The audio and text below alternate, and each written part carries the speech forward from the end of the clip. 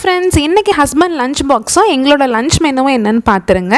வெஜிடபிள்ஸ்லாம் add பண்ணி பண்ணக்கூடிய தக்காளி சாதம். இதோட ரெசிபி வந்து நம்ம சேனலில் ஏற்கனவே இருக்குது. லிங்க்கை டிஸ்கிரிப்ஷனில் கொடுக்குறேன், செக் பண்ணி பாருங்கள். சட்டுன்னு ஒரு 10 நிமிஷத்தில் பண்ணிடலாம்.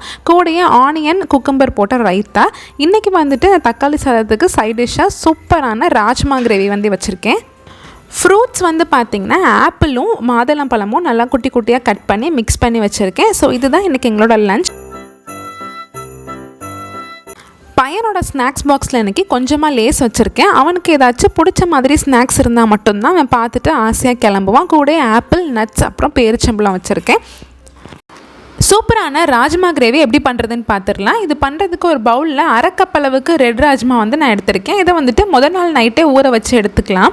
ஊற வச்சதுக்கப்புறம் பாருங்கள், இந்த அளவுக்கு நல்லா ஊறி வந்திருக்கும். கலரும் வந்து நல்லா சேஞ்ச் ஆகிருக்கும். இதை வந்து குக்கரில் சேர்த்துட்டு கொஞ்சமாக தண்ணி ஆட் பண்ணி உப்பும் சேர்த்துட்டு வேக வச்சு எடுத்துக்கலாம். 5 விசில் மீடியம் ஃப்ளேமில் வச்சு எடுத்திங்கன்னா அரை வேக்காட்டில் வெந்து இருக்கும். நம்ம மறுபடியும் இந்த வேக வைக்க போகிறோம். இப்போ வந்து ஒரு மசாலா பேஸ்ட் வந்து ரெடி பண்ணிக்கலாம். ஒரு மிக்ஸி ஜாரில் ஒரு பெரிய வெங்காயம், ஒரு தக்காளி, கொஞ்சமாக பொரிகடலை, சோம்பு, 4-5 மிளகு, கொஞ்சமாக கசகசா சேர்த்து நல்லா பேஸ்ட் மாதிரி அரைச்சி எடுத்துக்கோங்க.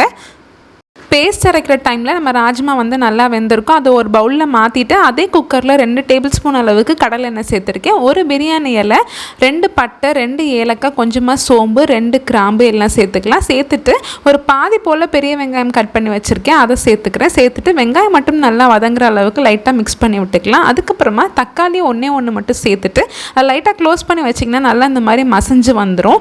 இதுக்கப்புறமா 1/2 டீஸ்பூன் அளவுக்கு இஞ்சி பூண்டு பேஸ்ட்டு போட்டு அதோட பச்சை வாசனையும் போகிற அளவுக்கு நல்லா வதக்கிக்கலாம்.